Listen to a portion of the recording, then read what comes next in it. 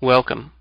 I'm Sebastian Mahfood, and you're listening to WCAT Radio, the on-air wing of En route Books and Media, bringing you the dulcet sounds of Catholic wisdom with Bob Olson, who will now introduce today's show and speaker.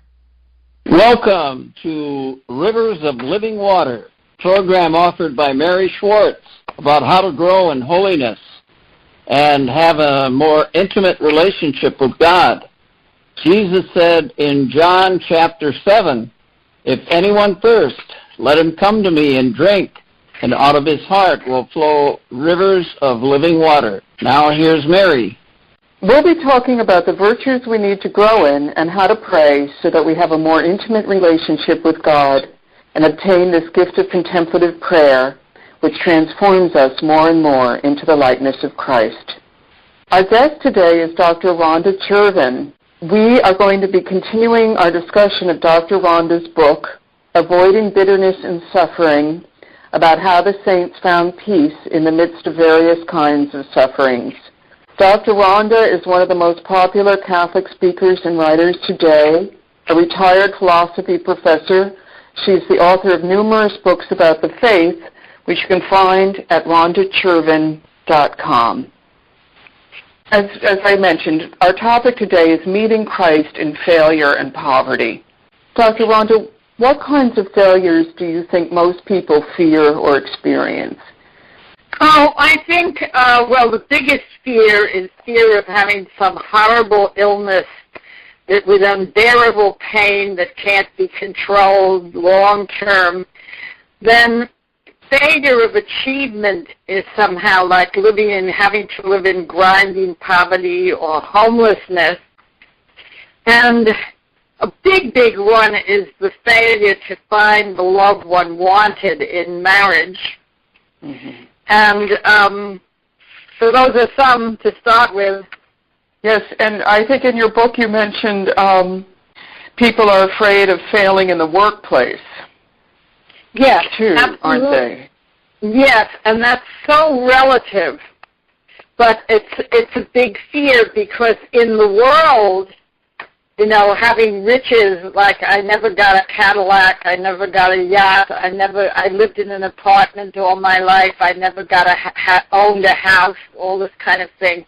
It's just huge as a symbol of your worth. See, and yes. But in Jesus, in the kingdom of heaven, these things are very minor. Not that one should be wishing to live in destitution, but this idea that success is being wealthy and all that. It's a huge... so then the feeling is I failed because I never became rich. Yes, and I think that must be very common in the U.S. You also mentioned sometimes people feel that they're a failure because they think they're ugly. Oh, yeah, that's a huge thing. Mm-hmm. And that only grows when you get older. I have this funny little saying because I'm now 80, listening audience. So I very often talk to women who are elderly at conferences. Women and men, but especially women feel this way. They feel old and ugly. So I say, when you look in the mirror, instead of looking at the mirror and saying, every day in every way I look less like Marilyn Monroe, say, every day in every way I look more like Mother Teresa, and you'll feel better. Oh. I have to say this probably isn't relevant, but when I saw a picture of Mother Teresa at the age of 18, I was shocked. She was lovely. She looked like she was a heroine in the cherry orchard. She was very lovely looking. And then I guess some people feel that they're failures because they're poor, or you mentioned women who are barren or sterile. Oh, yeah, that's a huge thing. And then sometimes people think they're failures because they're comparing themselves to those who are more successful than they are, even though they're successful enough, right? Yes, exactly. So it's a big category, and people can be rather bitter about this because they feel if only this and this, if God had made this and this happen, then I would be as rich as my brother, or I would be as pretty as my sister, or I would have 5 kids. Now that whole thing of barrenness, I mean, it's a huge issue is whether to adopt or not, because I find women who couldn't conceive or who had perpetual miscarriages, stillborn, and who adopted children are very happy doing it, but there are women who or couples who for one reason or another can't stand to do that. Mm-hmm. And you said, you quote Leon Bloy about the only kind of failure that's real, right? What was that? Oh, there is only one. Leon Bloy was a famous French writer in the 40s, I think, 40s and 50s, and he has this famous line, it's probably the most memorable line in all his wonderful writings, is there is only one failure not to have been a saint. That's a great line. Yeah, so it puts these things in perspective a little. Okay. All right, well, Dr. Rhonda, which saint did you choose that you felt exemplified failure and poverty? Okay, for those who are tuning in first this time, you can always go back to the earlier programs. My whole purpose in this book was to find saints who had suffering to the max in the area of each chapter is about a specific area of suffering. So some are about suffering in interior trials, marital discord, persecution, but this one is about failure and poverty. And I chose St. Benedict Joseph Labre, that's L-A-B-R-E, and I call him a glorious failure. And very few people know about this saint, that he's really a saint for street people because that's where he wound up, on the street. And it's just a wonderful, interesting life.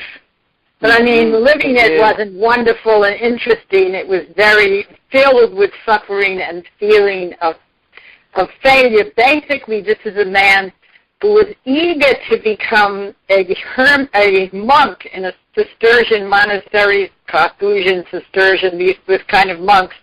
Those are monks who live enclosed in the monastery in silence. They go out to the field, but they never go out to the town, that kind of thing. And that's what he felt called to, and he was rejected over and over again by different monasteries, and then he winds up on the street in Rome. And so I want to tell you more about his life. So he was born in 1748, and he was in a farming family, and he was the eldest son. Now, the eldest son on a farm is going to be the heir to the house, the stables, and the land. Now, his mother gave birth to 14 children after him. That was normal in those days. Mm-hmm. Okay. Wow. And here he is. He's intensely religious. And he was very noticeable among the other boys for 2 reasons. One was he was tended to be scrupulous.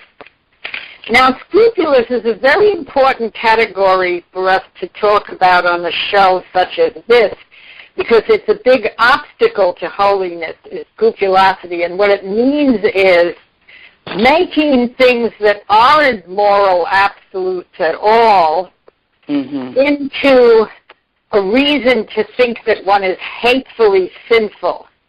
Now, of course, sometimes Okay, I just had an incident a few minutes ago. Sometimes you can know that what you did was wrong because besides what you actually said, there were the things going on in your head, because we can sin in thoughts and words and deeds, not just in words and deeds. If you have very ugly thoughts in your head when you're arguing with someone, you can know that the thing was sinful even if they don't. But just the same, a scrupulous person will do things like feeling if they're 5 minutes late because of traffic to Sunday Mass, that's a sin. You know, things that's like scrupulosity. So he tended in these directions, and he was also very fiery. But he had an uncle, and this uncle will become a parish priest. And so Benedict studied with this uncle the whole path of spirituality. And he was already very ascetical. Like he would purposely sit far from the fire, even in the coldest weather. And he would refuse dainty dishes. Okay. Now, he was very, very good at school. People thought he was the best pupil they ever had in that school. And he continues his education under another uncle who was a priest in another village. And so... Dr. Rhonda, let me just ask you something before you continue. You said in your book that Benedict loved to spend time reading old books of spirituality in the library of the parish, and he would find these treatises about the greatness of penance of men and women who had tried to expiate the sins of others by harsh sacrifices. And I guess that was fairly common in Christian spirituality for many centuries, wasn't it? Well, just to make you laugh, do you know on eBay you can buy these whips that they used to use? On eBay now. It's not just in the past. Okay, let's try to explain this to the reader. Now, you seem shocked, but I think this is because I've gotten to know more and more our dear hostess of the show, Mary. And I have the feeling that in spiritual reading, she read certain things, and I read other things. So since I wrote about 6 or 7 books on the saints, and that was because I used to read the saints. I was usually teaching in Catholic universities at the big library, and I'd read the saints from A to Z wherever I was teaching.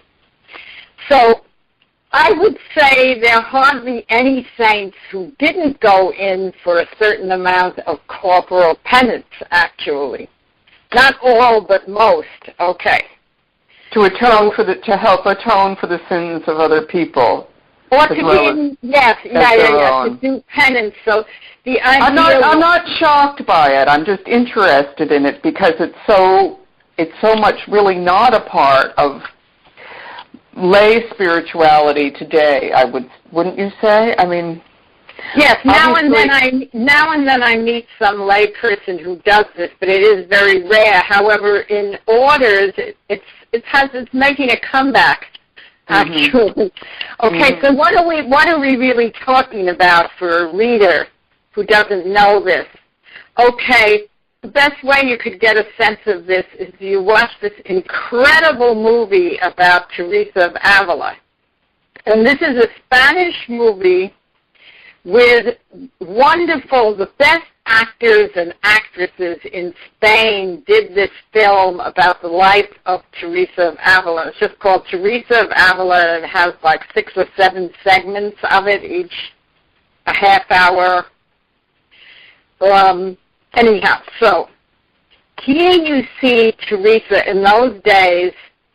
Well, in all times there are many sinners, right?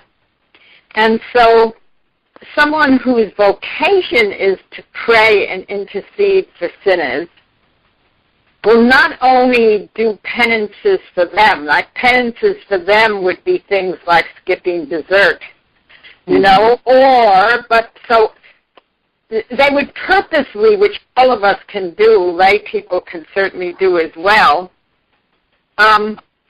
they would say, okay, in prayer, I'm not going to eat this dessert today, and I'm going to pray for all those who have left the church and who are living in sin, something like that. But then, besides this, you see in the movie, you see Teresa of Avila in the night when everyone else is asleep, in the chapel, not with her habit half off, with her shoulders exposed, and she's beating herself with a whip. Now, this could be that she's doing this as a penance for them, but also about her own suffering. And so it's kind of shocking to see in a contemporary movie about a saint, even though she was way back. But that's what people would do. I'm sorry, you said that she was doing it not only for others, but what, Rhonda? As a penance for her own sins. You know, now, let me explain this better that you'll get it immediately, or at least this is how I understand it. Is many, many male saints, either in orders or in parish priests, for instance, would do these kind of penances, like with whips, or wearing a hair shirt. This was a very itchy thing made out of coarse hair of animals that you wear like a vest underneath your clothing. They would do this as a penance for their own sexual temptations. Like the idea would be they'd substitute this physical pain for the temptation in their mind, which is to have sensual satisfaction through It was a distraction. They were trying to, in part, to distract themselves. Exactly. Yeah. Exactly. So now what I've noticed is that if I don't do this at all, by the way, because I'm kind of weak physically to begin with. So I don't go into this, so no one should think that I'm talking about myself. But what I find is that, say, I'm very mentally distraught about something, I'm very anxious about something. If I do something physical that has a tiny pain to it, that distracts me. So, for instance, right now there's a new booklet that En route Books just published by a priest who I know, and I wrote an endorsement of it. And it's called Praying with the Crucified Christ. And you take a crucifix, not a cross that doesn't have the body on it, but a crucifix, and you just press the crucifix onto your chest where you think your heart is. And you just pray over and over again for 5 minutes minimum, but you could do it for an hour. You pray, Jesus crucified, help me, or Jesus crucified, help so-and-so. Okay, so I just started doing this a few weeks ago after I read the book. And so I'm dreadfully worried about a daughter of mine who may have a return of cancer. So waves of anxiety pass over me. If I grab my large crucifix and press it to my heart and pray for her, I feel better immediately. Yes. So that gives me a clue about this penance thing. Yes, that's beautiful. Well, we can't, obviously a lot we could talk about with this penance, and we can't. I should have a show on it sometime because it's an interesting topic and we don't really think that much about it, at least most lay people don't. I'll just mention quickly, though, that because it is the anniversary of Fatima, Our Lady did ask us to make little sacrifices of the kind you were talking about before, like giving up dessert or, putting milk in your coffee, things like that, for the salvation of souls. And I've been trying to do that, and I find that it's not so little to give up the work. That's pretty much all I can handle at the moment. I don't have to think about any more severe form of penance. I think should only be done under a spiritual director. But anyway, let's go back to Benedict. I distracted you. Let's go back to Benedict Labre. Now, Benedict was convinced that he was meant to be a Trappist monk. These are these monks who pray all day in the monastery and also do farming usually. But his parents didn't want him to do this. And so they sent him back to this uncle, the parish priest, and then the plague came. And so he felt satisfied in his zeal, young Benedict, by going out with his uncle, fearlessly ministering to the sick and dying. So, well, that's beautiful. I loved reading about that in your book. The priest was giving the terrified people the sacraments. He would clean the bedridden and comb out the matted hair of the neglected children and all this kind of thing.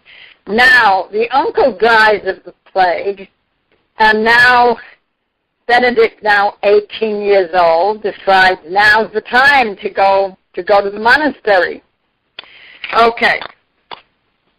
So he asks his parents' permission, and finally, he sets forth. Now, here comes the long saga of failure. So the first monastery Benedict goes to had recently been ravaged by fire. So they said, we don't have enough space. We have to rebuild the monastery, so forget it. So then he goes to a Carthusian monastery. And this time, he's refused because they said he was too frail and that he was not proficient in singing. They all sing the chant all day. Yes. And he goes to a parish church for further study, and he's persecuted in this because he's so much more devout than the others. So, for instance, they persecute him by trying to get attractive women to come and kiss him. Yeah. And so he flees. Okay, this isn't a monastery, this is at a parish, the lay people, the lay pupil. So then he goes back to the first monastery he tries, and after a few weeks, this is what they said, the reason for getting rid of him. They said that he was suffering some kind of profound misery in his soul, that they thought he wasn't strong enough to be in a monastery. Now, there are people like this. There are people, I knew a woman who was married with children. Then her husband left her. She got an annulment. She had always dreamed of being a Carmelite nun. She goes to a Carmelite nun convent where they accept her even though she's older. And she just would become severely depressed in that atmosphere. So even though she was so fervent in her faith, she did much better. So she finally married someone else. She married someone else, and she did better cleaning the house, cooking, doing parish work, and praying a great deal, like praying an hour a day as well as daily Mass. She did much better than trying to be in the Carmelite monastery. Yeah, I know a number of people who tried to pursue a religious vocation, and it just didn't ever work out. And it just seems like it wasn't God's plan for them. Exactly. So we have to be very aware of that. That's the reason, by the way, it's very important to have a spiritual director. Now, I'm sure you've heard about this on the show.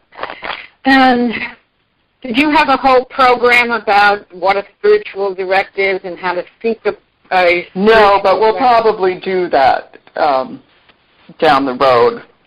A person who's just written a chapter on this is Al Hughes, who's a spiritual director, who is the host of the show Open Door on WCAT Radio. He just wrote a chapter in the book we're writing together on anxiety, escaping anxiety.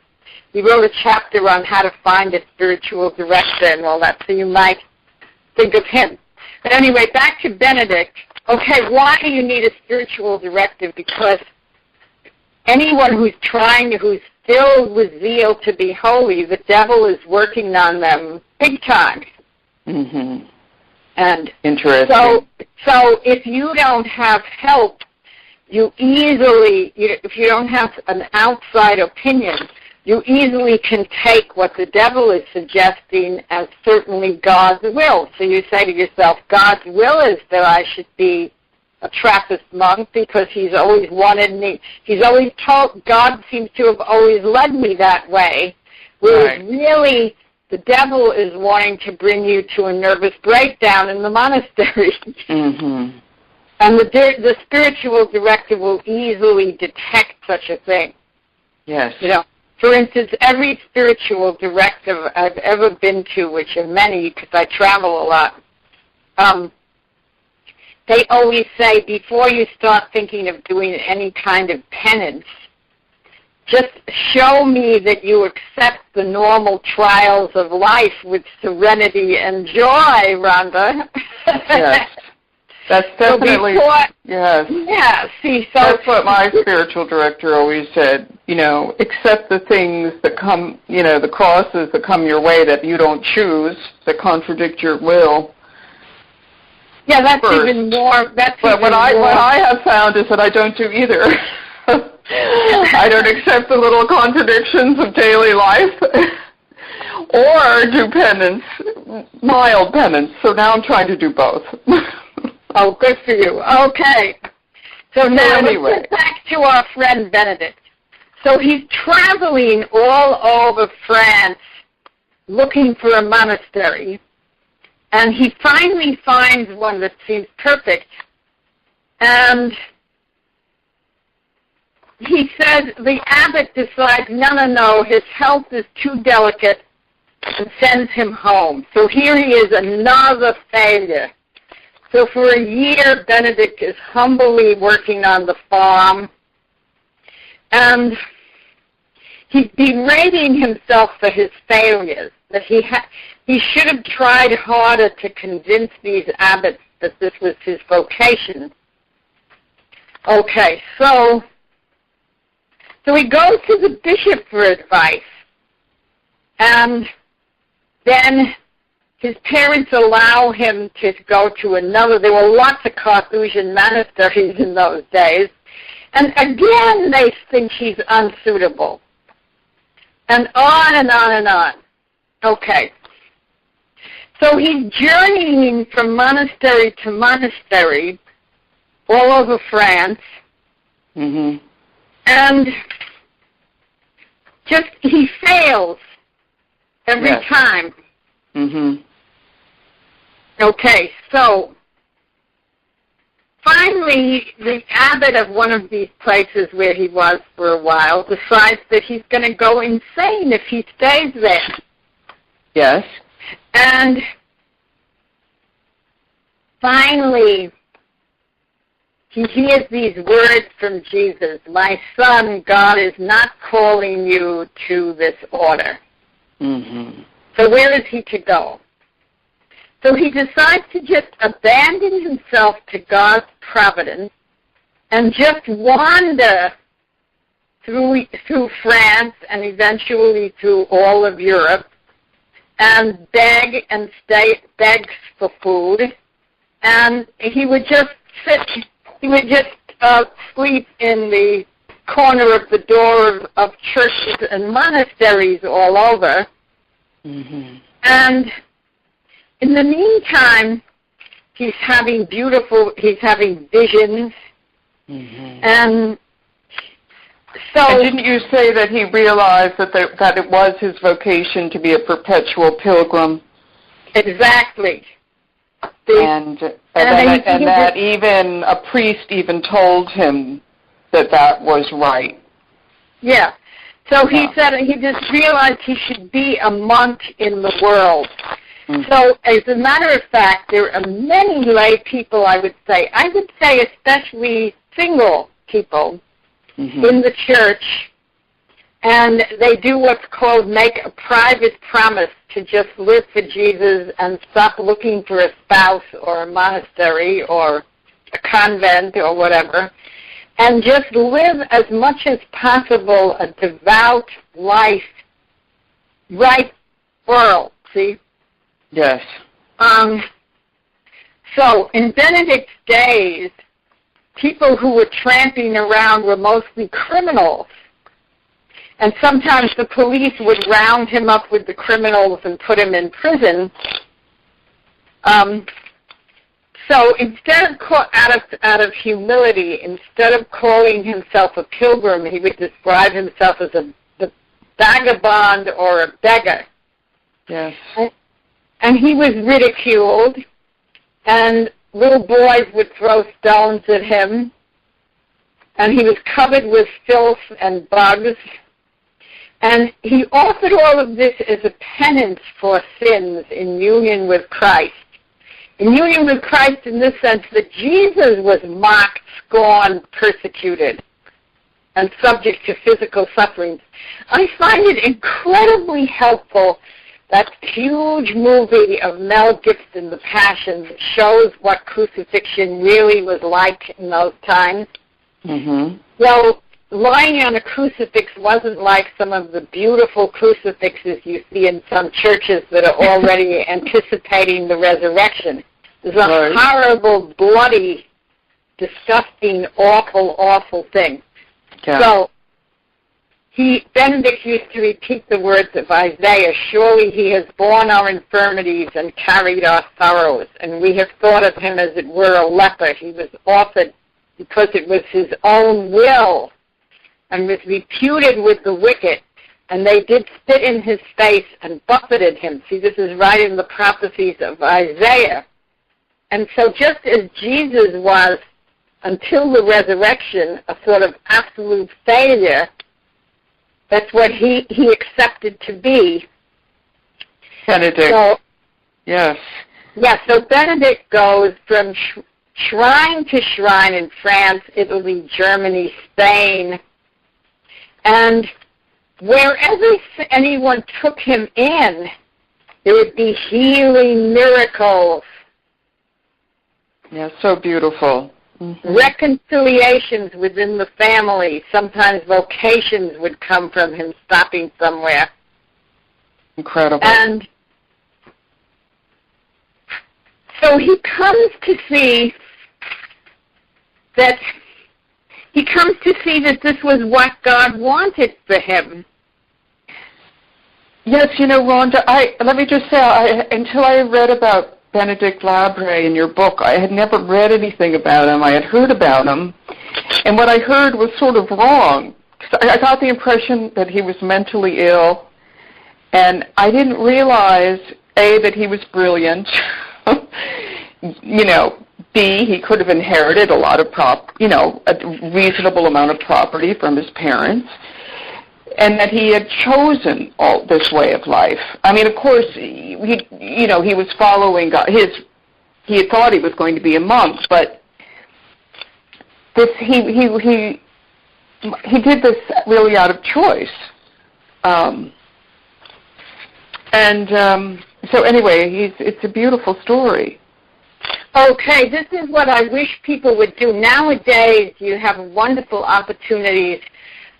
Almost any saint you can just look up on Wikipedia, and Wikipedia will send you to books about this saint, and many of these books are free online or very cheap on Nook or Kindle.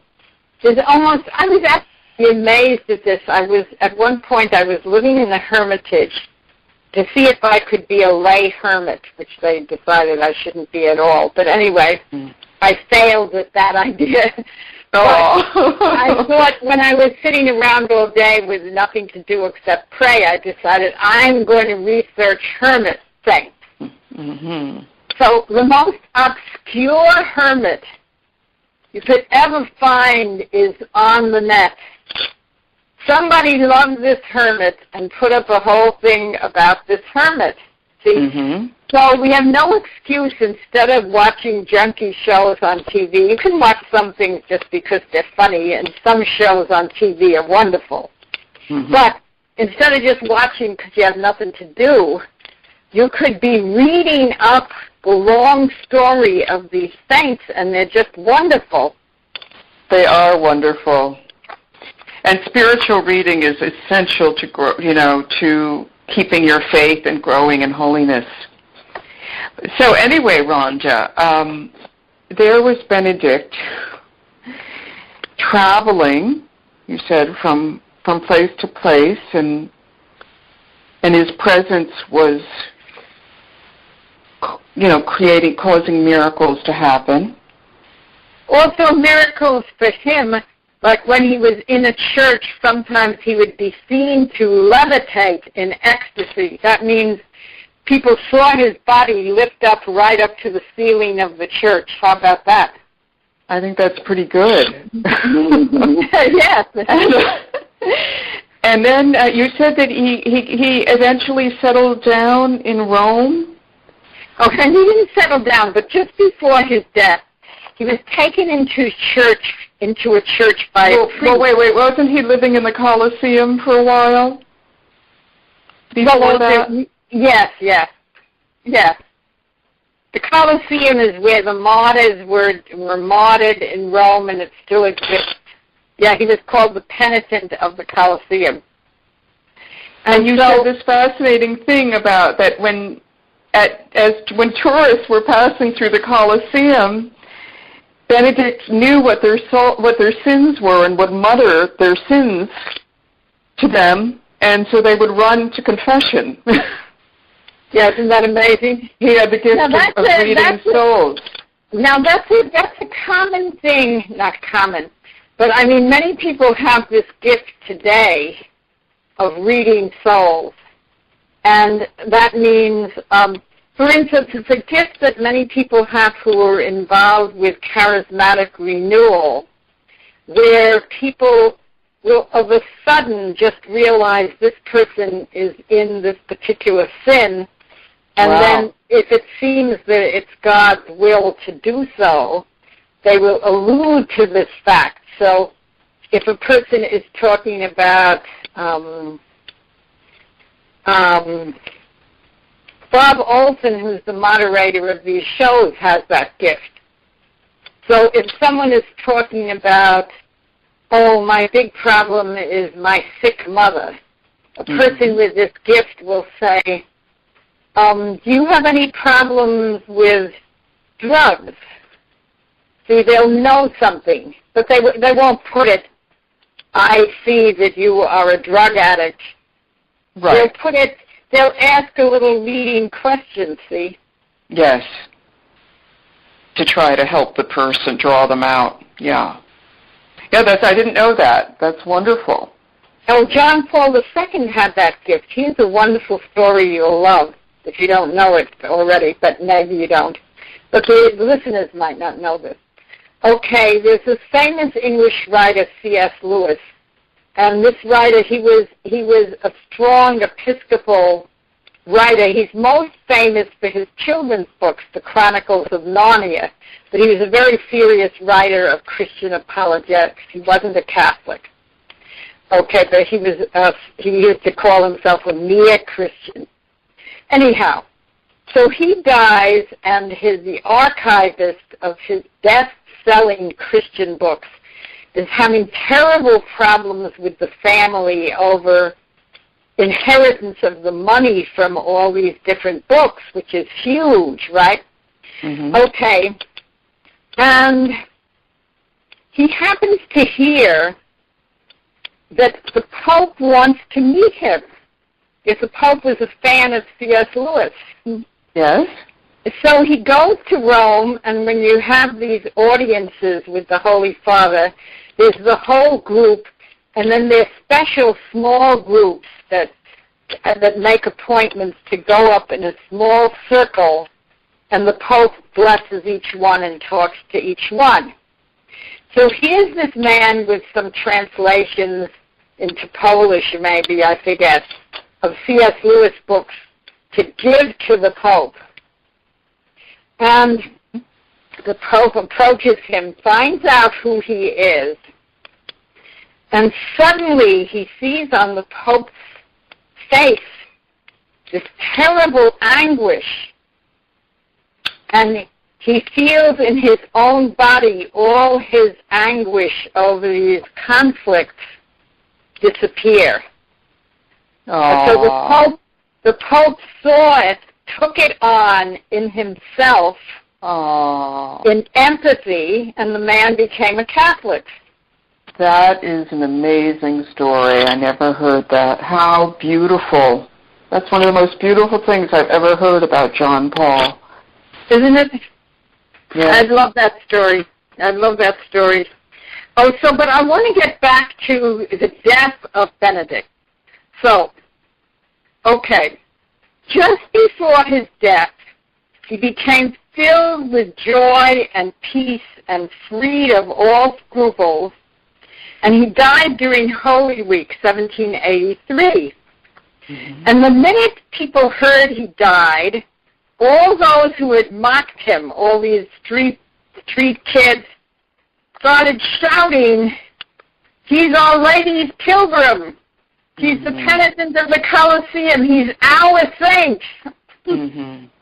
And people Yes, came, you said they used to throw stones at him and so on. Right. Yeah. Right. But they suddenly realized what he was. And so they came running to grab pieces of his rags and to cut off his beard so they could have relics of him. Yes. And they were smart to do that. Yeah, certain churches vied to have him buried at their church. And some people of that area concealed knives in their clothing to kill any of the pious who might come to steal the body. And That's the Italians for you. I love these stories. I consider that The Lives of the Saints are the best Catholic soap opera you could ever do. And many people agree, so they make movies about these saints' lives. Could you imagine such a thing? It's great. It's great drama. We need an opera. Yeah.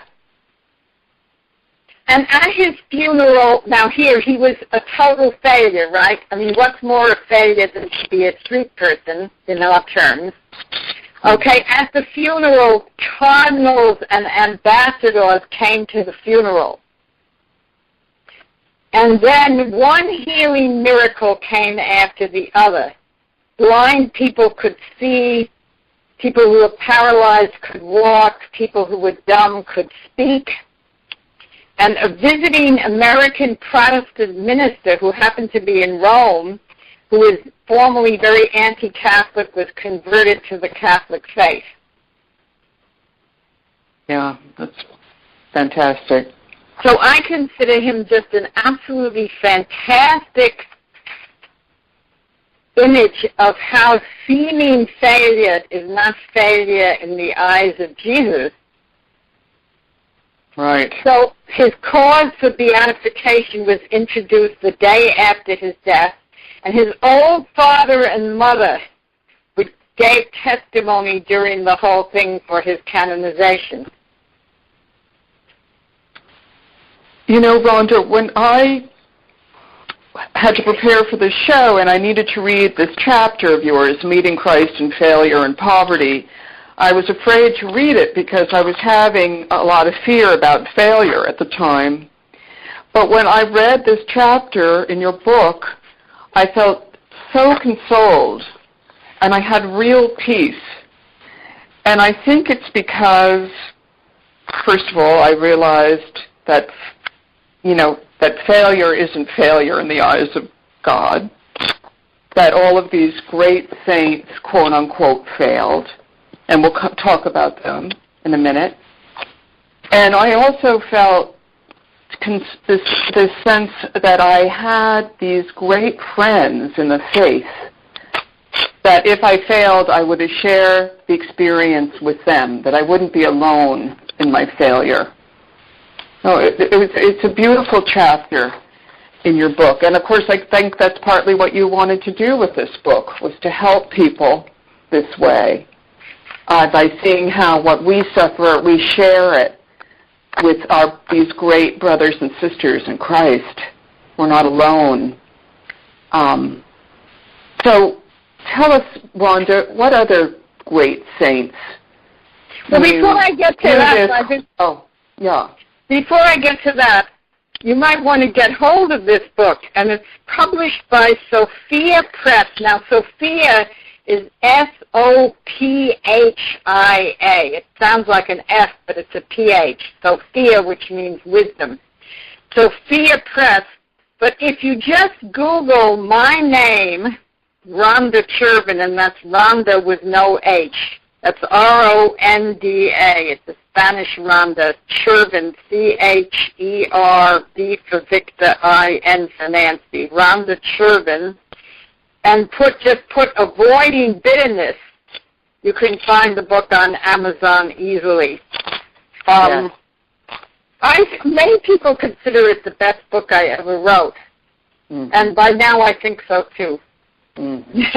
And that's saying a lot, because you've written a lot of books and they're all great. Okay, so tell us, what other saints experienced this quote-unquote failure?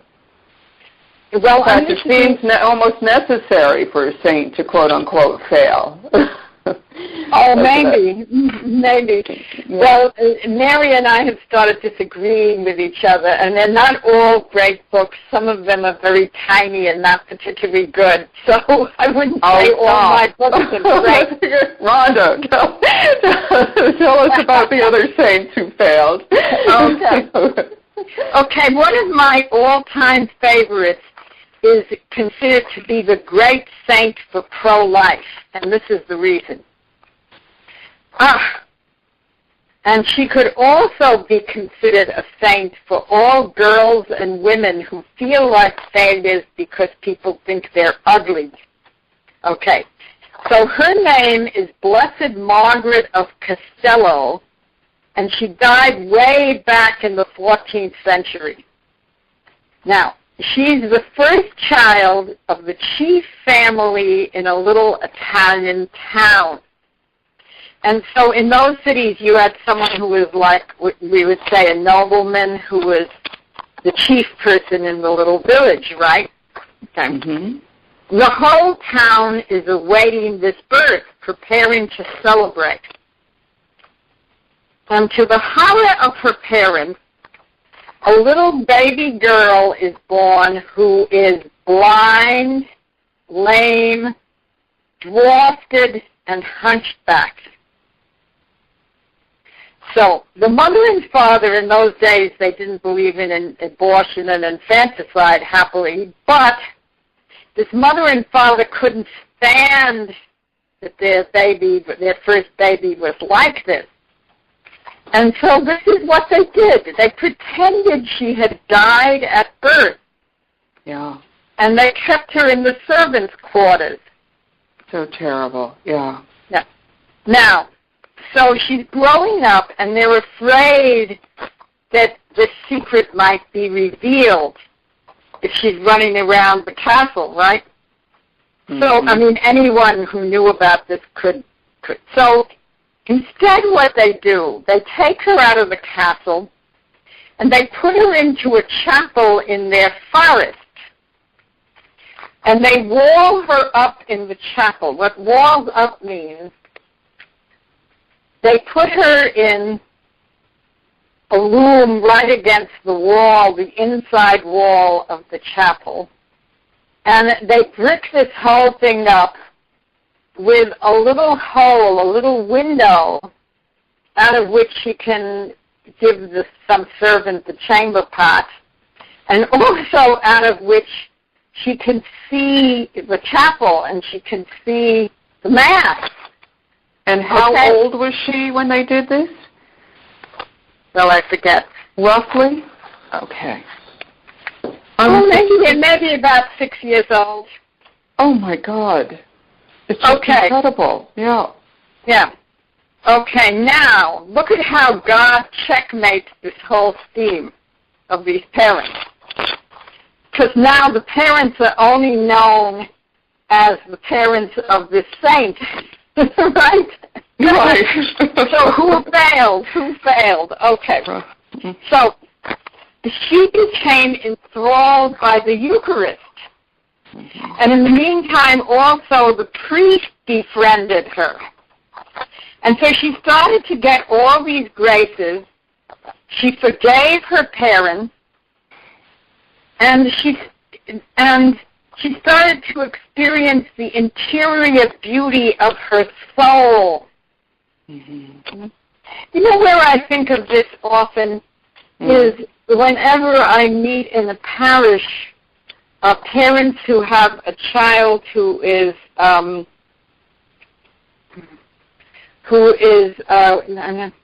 forgetting the handicapped? Name.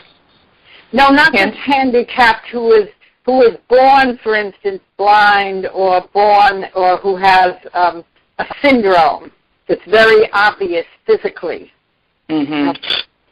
And I think about this especially because I read a whole study of people like this by this priest connected to the movement called L'Arche. It's a French movement, but it's all over the world, where you have, quote, normal people living in a residence with people who have these syndromes. Right. And the priest who was describing this, his name is Père Thomas Philippe, he lived in one of these houses in France. And he claimed that many people who seemingly are backward in terms of coping mechanisms, social skills, all different things like that, they're true contemplatives. Oh, so they have contemplative graces. Wow. That, quote, normal people don't have, besides which many of them are much more loving than the, quote, normal people. And the one who really researched this big time is the famous Dutch-American spiritual writer Henri Nouwen. He was a Dutch psychiatrist who came to the United States teaching at Yale. He decided to give up academic work and live with these handicapped people in these group homes as a priest. Mm-hmm. And he wrote all of his books on spirituality, which are sort of Catholic bestsellers. He talks about his brothers and sisters, quote, who are living with him in these homes, and he insists that this is true, that they're more loving, that they can teach the, quote, normal people how to love. So I started watching this in people I meet like this who are with their parents in the parish at Mass. Mm-hmm. And they usually have a lot of joy. It's true. Yes. You know, you can see it. I mean, even I intuited this. I know nothing about it, but I sense that they could love much better than we do. Yeah. So, in any case, what happens is the parents hear about a healer and in a far-off city. So they bring her with a bunch of other people from the village to the healer, still not saying she's their daughter. Mm-hmm. And when they see that other people are healed but she's not healed, they abandon her on the steps of the church. And so she becomes a beggar. But eventually she becomes a third-order Dominican. And eventually she goes visiting prisons and healing people in prisons and hospitals.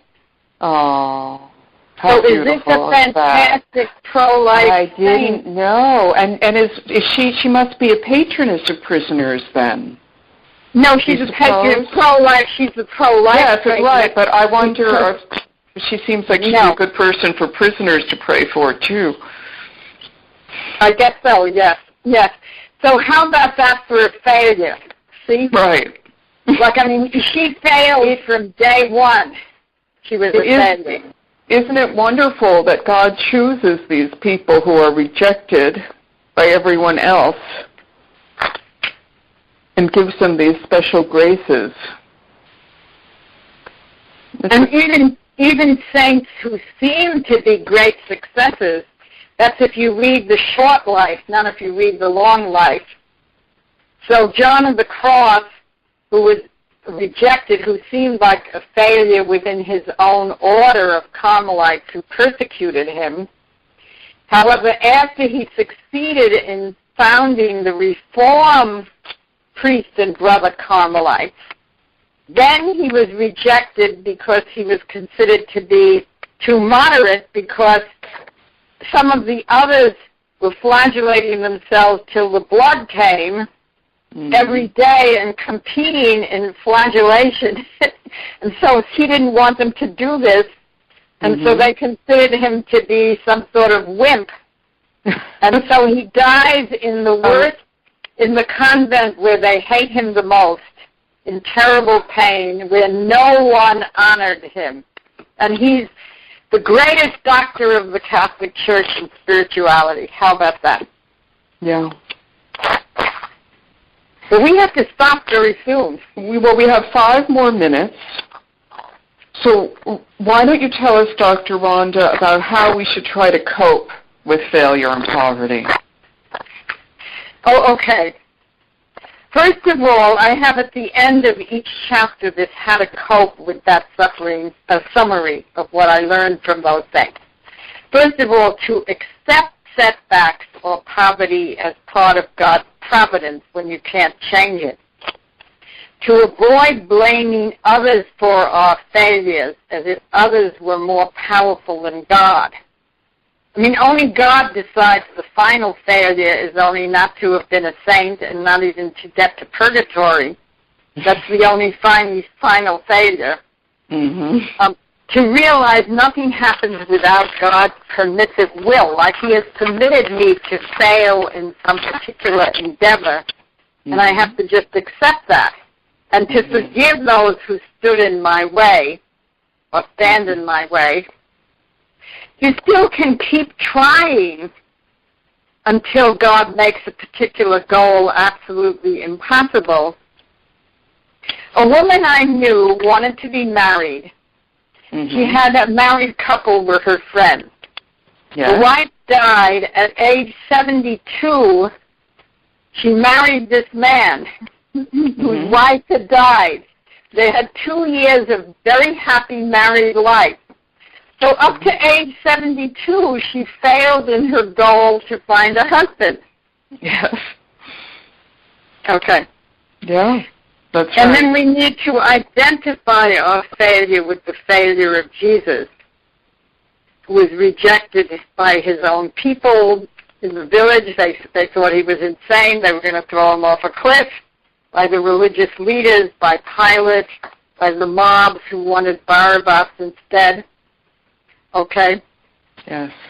And ask Jesus to give you the humility of the saints to want only to succeed in love of God and neighbor. You know, Dr. Rhonda, St. Francis de Sales said that he knew people who were as happy poor as rich, or rather they preferred being sick to having health and poverty to riches. So it's not, of course, it sounds impossible to us, but in fact it's not impossible if you've gotten further enough along. I mean, we don't start that way. So we can get to that degree of detachment and even find joy in poverty and suffering. But of course, that requires a little bit of, spiritual progress. So next week we're going to be talking about the next chapter in Dr. Rhonda's book, Avoiding Bitterness and Suffering, and that is called Meeting Christ in the Suffering of Fear. You've been listening to Rivers of Living Water with Mary Schwarz, a show about how to grow in holiness. We hope you've enjoyed your time with us today. Let's close with a prayer in the name of the Father, and of the Son, and of the Holy Spirit. Amen. O most blessed Trinity, may those who are suffering from failure and poverty find you in the midst of their pain so that you can transform it into joy for them and consolation. And we ask this in Jesus' name. Amen. In the name of the Father, and of the Son, and of the Holy Spirit. Thank you for being with us today. Bye-bye. Amen. We hope you enjoyed the program and will join us back for another show on WCAT Radio. This is Sebastian Mahfood. Good day.